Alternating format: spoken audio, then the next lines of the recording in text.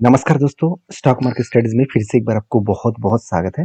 तो आप सब लोग कैसे हैं? तो आज मैं फिर से आपके सामने कुछ इम्पोर्टेंस कंपनी के बारे में चर्चा करूँगा, जहाँ पे कुछ बड़े-बड़े इन्वेस्टर ने कुछ ऐसे बैड न्यूज़ दिया, जिसके चलते मुझे लगता है थोड़ा-सा इस कंपनी के ऊपर थोड़ा-सा करेक्शन होने का चांसेस है। तो ये बैड न्यूज़ मैंने नहीं दिया।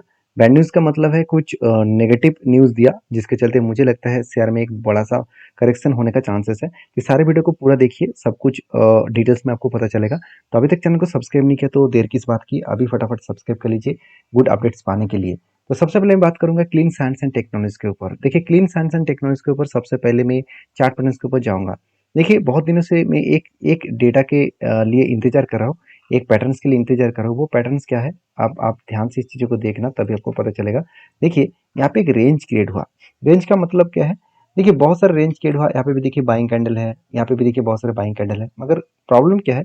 ये जो बाइंग कैंडल बना, इसमें एक रेंज तो बना, इस रेंज रेंज 20% के ज़्यादा नहीं है। तो यहाँ पे देखिए कंटिन्यूअसली बाइंग कैंडल बना, 1 2 3 4 5 6 7 8 8 ग्रीन कैंडल बने। और इस 8 ग्रीन कैंडल को जब मैंने मार्किंग किया तब मुझे रेंज देखने को मिला 20% से भी ज़्यादा। मतलब कंपनी 20% से भी ज़्यादा अच्छा खासा यहाँ पे मतलब यहाँ पे रेंज दिखाया। और इसी रेंज के बेसिस में मैं किस तरीके से ट्रेड लेता हूँ वो मैं आपके साथ शेयर करूंगा। आपको देखिए ट्रेड लेना नहीं है, आपको सीखना है। आप इस तरीके से पैटर्न को सीख कर पहले एटलीस्ट 20 कंपनी को आप लास्ट 10 ईयर तक आप बैक टेस्टिंग करिए। आपको कितना ट्रेड मिला, उस ट्रेड सही में क्या टारगेट हुआ, जरूर चेकआउट करना। और हाँ, आप निफ्टी 50 कंपनी से स्टार्ट कर सकते हैं, क्योंकि बड़े कंपनी से रिसर्च करना स्टार्ट करिए, क्योंकि छोटे कंपनी के ऊपर बहुत ज़्यादा रिस्की जोन होता है, बहुत सारे एनालिसिस करना पड़ता है। तो देखिए बेसिकली मैं जब भी इस नीचे लेवल को टच करेंगे तब मैं एंट्री लूंगा और मेरा टारगेट रहेगा इस हायर लेवल तक। तो क्या आज सही में एंट्री हो चुके हैं? एंट्री अभी तक नहीं हुआ। कंपनी लगातार नीचे आने का कोशिश कर रहा था, फिर भी ऊपर गए। देखिए बार बार वो ऊपर गया। तो यहाँ पे देखिए फिर से नीचे आने का कोशिश कर रहा है। मुझे एक दोस्त ने अच्छा कमेंट किया, सर कंपनी तो बार बार नीचे आने का कोशिश तो कर रहा है, उसके आसपास आए, उसके बाद बाउंस बैक करके जो जो अपने टॉप लेवल मतलब मार्किंग किया उस लेवल तक जा रहा है। तो आप यहाँ पे क्यों एंट्री नहीं कर लेते? तो अगर नीचे भी आएगा तो छोटा मोटा आपका प्रॉफिट कम होगा, तो इसमें आपको टेंशन वाला क्या बात है? ऐसे बिल्कुल करना नहीं है, क्योंकि मार्केट में कुछ रूल्स को फॉलो करके आपको चलना है। रूल्स को अगर आपने ब्रेक करके काम किया तो अब बहुत बड़ा झटका आपको लग सकता है। इसका बहुत सारे एग्जाम्पल मेरे पास है। तो अगर वो एग्जाम्पल जानना चाहते हैं तो मुझे कमेंट्स करिए। उस कंपनी का नाम मैं आपको कमेंट्स बॉक्स में शेयर करूंगा। आपको पता चलेगा कि हाँ मैंने क्यों इस तरीके से पैटर्न्स को फाइनली रूल्स के हिसाब से नहीं लिया। क्योंकि देखिए जब भी अगर मैं यहाँ पे मान के चले यहाँ पे बाई कर लेता तो मान ही लेता हूँ यहाँ तक आ जाने आने के बाद मुझे 17% का रिटर्न मिल जाते। तो ऐसे हर बार होता नहीं है, कभी कभी आपको झटका भी मिल जाता है। तो जब भी आपको रिटेस्ट हुए तब भी एंट्री लेना चाहिए, इसमें कन्फर्मेशन ज़्यादा होता है। तो बेसिकली मुझे नहीं लगता कि इतना जल्द से जल्द वो कंपनी अच्छा खासा एंट्री और टारगेट देंगे, क्योंकि कंपनी का हालत अभी उतना खास नहीं है। क्योंकि केमिकल सेक्टर के जो डिमांड है मार्केट में वो थोड़ा सा अभी भी कम होता देखने को मिले। अगर कंपनी का प्रॉफिट एंड लॉस के बारे में बात करें तो सेल्स का ग्रोथ देखिए, पिछले साल में सेल्स था 950 के 936 करोड़ के आसपास। और इस बार वो साल मतलब जो सेल्स है वो घट के हो चुके 780 करोड़ के आसपास। मतलब सेल्स डाउन है। एक्सपेंस कंपनी कंट्रोल में किया, उसके बाद भी कंपनी का नेट प्रॉफिट दो 200 300 करोड़ के आसपास से 250 करोड़ के आसपास बना। एटलीस्ट 50 करोड़ के आसपास कंपनी का प्रॉफिट कम हुआ। और प्रॉफिट कम होने के बाद कंपनी के ऊपर जो प्रेशराइज है वो और भी बढ़ता हुआ देखने को मिले। पहले ही मार्केट एक नेगेटिव सेंटीमेंट में है और उसके ऊपर चार चांद लगा दिया इस कंपनी ने खुद के रिजल्ट को पब्लिश करके। तो बेसिकली रिजल्ट अभी तक पब्लिश नहीं हुआ है, तो जल्द से जल्द इसका रिजल्ट आएगा। रिजल्ट का डेट अनाउंसमेंट हो चुके हैं। तो कंपनी आपको रिजल्ट देने वाला है 15 मई। तो इस दिन के लिए इंतजार करिए, उसके बाद देखा जाएगा कंपनी किस तरीके से रिप्रेजेंट करते हैं खुद को। तो आपकी क्या राय है स्क्रीन साइंस के ऊपर जरूर कमेंट्स करना। और नेक्स्ट जो कंपनी उसका नाम है मल्टी कमोडिटी एक्सचेंज लिमिटेड। देखिए एमसीएक्स के ऊपर जब कुछ डिसीजन मैंने लिया था और आपके साथ भी शेयर किया था, उस डिसीजन के बाद मुझे नहीं लगता है कि वो उतना तेजी से ऊपर जा पाएंगे, क्योंकि मार्केट में पॉजिटिव सेंटीमेंट तो है नहीं, मार्केट में नेगेटिव सेंटीमेंट है। क्योंकि इलेक्शन का माहौल है और इलेक्शन का रिजल्ट जब तक पब्लिश ना हो तब तक मार्केट वोलेटिलिटी के हिसाब से चलेगा, थोड़ा सा ऊपर थोड़ा सा नीचे, इसी तरीके से सिचुएशन के अंदर अंदर कंपनी काम करेंगे।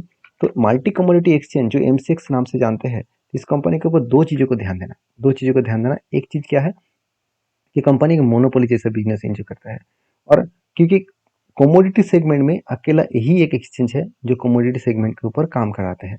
देखिए, अगर आपको गोल्ड में ट्रेड करना है, आपको निकल, सिल्वर, क्रूड ऑयल, जिंक किसी के ऊपर ट्रेड करना है तो आपको डायरेक्टली एमसीएक्स के पास ही जाना होगा। एमसीएक्स के ऊपर ही आपको अकाउंट ओपन करना होगा और उसके बाद काम करना होगा। अकाउंट ओपन मतलब जब आप डीमैट अकाउंट ओपन करेंगे, ट्रेडिंग अकाउंट ओपन करेंगे, तब एमसीएक्स को भी एक्टिव करना होगा। अगर एक्टिव नहीं है तो आपको काम करने के लिए एक्टिव कराना पड़ेगा। तो मैं ये नहीं कहूँगा कि आप ट्रेडिंग करिए। तो वो देखिए, एमसीएक्स के ऊपर एक एक दिक्कत क्या है, इसमें फ्यूचर्स के एंड ऑप्शंस के ऊपर ही काम करना पड़ता है। कोई भी आपको इक्विटी मार्केट में काम नहीं कर पाएंगे। हाँ, आप अगर गोल्ड में निवेश करना चाहते हैं तो उसके लिए गोल्ड बीस है, उसके लिए सॉवरेन गोल्ड है। तो इस तरीके से अलग अलग प्रोडक्ट है, उसके ऊपर आप स्टडी कर सकते हैं।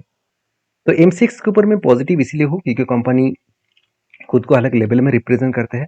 इस बार में तो सारे हद पार कर दिए क्योंकि कंपनी अच्छा खासा सेल्स शायद ना दिखा पाए, पिछले क्वार्टर्स को बीट ना कर पाए, मगर एक्सपेंस को इतने कम किए जिसके चलते है कंपनी आज की हाईएस्ट प्रॉफिट जनरेट किया। और ऑपरेटिंग प्रॉफिट मार्जिन के हिसाब से देखा है तो कंपनी फर्स्ट टाइम 3 डिजिट तक लेके गए। तो 3 डिजिट तक कंपनी खुद के प्रॉफिट को लेके गए, ऑपरेटिंग प्रॉफिट को। और नेट प्रॉफिट के हिसाब से देखा है तो कंपनी के 88 करोड़ के आसपास नेट प्रॉफिट है। तो बेसिकली सब कुछ ठीक ठाक होने के बाद भी मार्केट में एक नेगेटिव सेंटीमेंट होने के कारण मार्केट में एक प्रेशराइज है। तो पहले भी करेक्शन हुआ था, ऊपर गया, फिर से करेक्शन हुआ। देखिए, कंपनी इसी तरीके से आगे बढ़ रहा है। तो सेलिंग आ रहा है, उसके बाद फिर से बाइंग आ रहा है, तो इस तरीके से वो आगे बढ़ रहा है। अभी देखिए, जो मेरा ट्रेड यहाँ पे मुझे मिला था कुछ इस तरीके से रेंज के बेसिस में मैंने ट्रेड लिया, क्योंकि यहाँ पे एक रेंज के वॉल्यूम करने के बाद ब्रेकआउट हुआ, रीटेस्ट किया, तब एंट्री बना, उसके बाद नीचे आया था, फिर से ऊपर गया।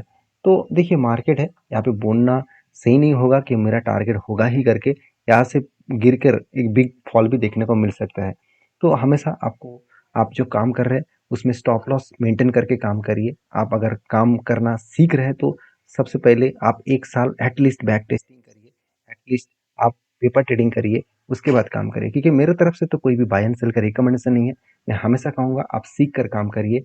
हाँ, आपको जिससे जिससे अच्छा लगे, मतलब कोई भी आपको जो यूट्यूबर है उसके बात आपको अच्छा लगता है, उसका रिसर्च अच्छा लगता है, तो उससे सीखिए, मेरे से सीखना नहीं है। अगर आपको मुझे मेरा वीडियो अच्छा नहीं लगता है तो देखिए, एमसीएक्स के ऊपर मैं तो बुलिश हूँ, आपकी क्या राय है जरूर कमेंट्स करना। तो नेक्स्ट जो कंपनी है उसका नाम है वरुण बेवरेजेस लिमिटेड। तो फाइनली इस कंपनी के ऊपर एक बिग नेगेटिव न्यूज़ आया। वो मैं सबसे पहले ही आपको बता रहा था कि बड़े बड़े इंस्टीट्यूशन ने इस कंपनी के ऊपर एक नेगेटिव न्यूज़ अनाउंसमेंट किया है। नेगेटिव न्यूज़ क्या है, एक्चुअली न्यूज़ नहीं है, कंपनी के ऊपर कुछ अपडेट है।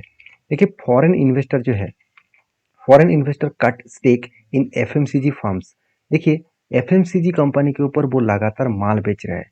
ऑब्वियसली क्वार्टर 4 के रिजल्ट के अर्निंग के बाद ही इस तरीके से डिसीजन लिया जा रहा है। आप खुद ही देख लेना, आईटीसी के ऊपर भी करेक्शन हो रहा है, हिंदुस्तान यूनिलीवर के ऊपर भी करेक्शन हो रहा है, साथ ही साथ नेस्ले के ऊपर भी करेक्शन हो रहा है। तो इतने सारे कंपनीज के ऊपर करेक्शन इसलिए हो रहा है क्योंकि एफएमसीजी के जो स्टेक है उसको बेच रहा है। तो एफएमसीजी इंडस्ट्रीज में ऑब्वियसली वीबीएल भी एक एफएमसीजी इंडस्ट्रीज से बिलोंग करते हैं, एक बेवरेजेस इंडस्ट्री से बिलोंग करते हैं, जिसका मार्केट में डिमांड तो है। तो डिमांड होने के बाद भी बड़े से बड़े इंस्टीट्यूशन अगर इस तरीके से नेगेटिव न्यूज़ अनाउंसमेंट करेंगे तो एक मार्केट में एक नेगेटिव सेंटीमेंट क्रिएट होने के कारण एक गिरावट का माहौल दिखेगा। तो वीवीएल के ऊपर मेरा जो ट्रेड है वो कुछ रेंज बेसिस में है। चलो मैं आपको वो यहाँ पे दिखा देता हूँ। देखिए, मैं एक बार आपको वीवीएल, सॉरी माफी चाहता हूँ, यहाँ पे वीवीएल में लिख के आपको दिखा देता हूँ। देखिए, वीवीएल लिखा और उसके बाद यहाँ पे टेक्निकली चार्ट पैटर्न बना, और देखिए टेक्निकली चार्ट पैटर्न जो है यहाँ पे एक रेंज बना। उसके बाद ब्रेकआउट करने के बाद जब रिटेस्ट किया, इस कैंडल के ऊपर मेरा एंट्री है। और मैं जो टारगेट लेकर चल रहा हूँ वो बहुत बड़ा टारगेट है। मुझे नहीं लगता इतना आसानी में वो टारगेट मिलेगा, क्योंकि यहाँ पे देखिए डब्ल्यू जैसे पैटर्न यहाँ पे क्रिएट हुआ। अगर इस डब्ल्यू पैटर्न को ब्रेकआउट करेगा तो ही ऊपर जा पाएंगे, अगर ना ब्रेकआउट करे तो यहाँ पे नीचे आने का भी चांसेस है। तो बीबीएल के ऊपर जो रिजल्ट आने वाला है वो 13 मई है। तो जल्द से जल्द इसका सारे अपडेट सामने आ जाएगा, कंपनी किस तरीके से रिप्रेजेंट कर रहा है खुद को। क्योंकि एक झलक में आपको दिखाऊंगा, कंपनी इस बार अच्छा खासा सेल्स का ग्रोथ देखने को मिला है, एक्सपेंस को मिटाने के बाद नेट प्रॉफिट पॉजिटिव देखने को मिला। तो मुझे लगता है अच्छा खासा एक रिजल्ट यहाँ पे आने का चांसेस है, अच्छा खासा रिजल्ट मिलने का चांसेस है। बाकी आपके क्या राय है जरूर मुझे कमेंट्स करके बताना। तो नेक्स्ट जो कंपनी उसका नाम है कनारा बैंक। देखिए, कनारा बैंक के ऊपर सबसे पहले मैं एक बार चार्ट को आपके साथ शेयर करूंगा। देखिए, कनारा बैंक के बारे में बात करूँ तो कनारा बैंक पीएसयू बैंक है, और कंपनी एक धमाका परफॉर्मेंस किया कोविड के बाद। तो सारे हद को पार कर दिया, क्योंकि कोविड के बाद पीएसयू बैंक जिस तरीके से रिप्रेजेंट किया खुद को वो अलग लेवल में है।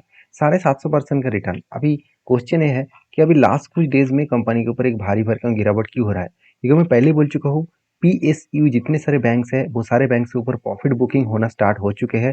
तो प्रॉफिट बुकिंग होने के कारण शेयर के ऊपर प्रेशराइज देखने को मिला। तो फिर भी कनाडा बैंक ने एक अच्छा खासा एक अनाउंसमेंट किया। वो अनाउंसमेंट है कंपनी के एक्स्ट्रा बेनिफिट देने का, वो है कंपनी का स्प्लिट देने का। तो स्प्लिट का डेट अनाउंसमेंट हो चुके हैं। तो कंपनी 15 तारीख को स्प्लिट देने वाले हैं, हर एक के बदले 5 शेयर आपको स्प्लिट के हिसाब से देने वाला है। तो जो लोग इस कंपनी को वो स्प्लिट पाना चाहते हैं, तो एक बार इस कंपनी को रिसर्च करिए, उसके बाद काम करिए। मैं पहले भी बोल चुका हूँ, मैं कोई सेबी रजिस्टर्ड एडवाइजर नहीं हूँ। तो प्लीज़ एक बार आपको काम करना है, तो आप सारी चीज़ों को आपके जो सेबी रजिस्टर्ड एडवाइजर के साथ बातचीत हो रहा है, जिसके साथ उसके साथ बातचीत करके काम करिए। तो मिलते हैं नेक्स्ट वीडियो में, तब तक के लिए धन्यवाद।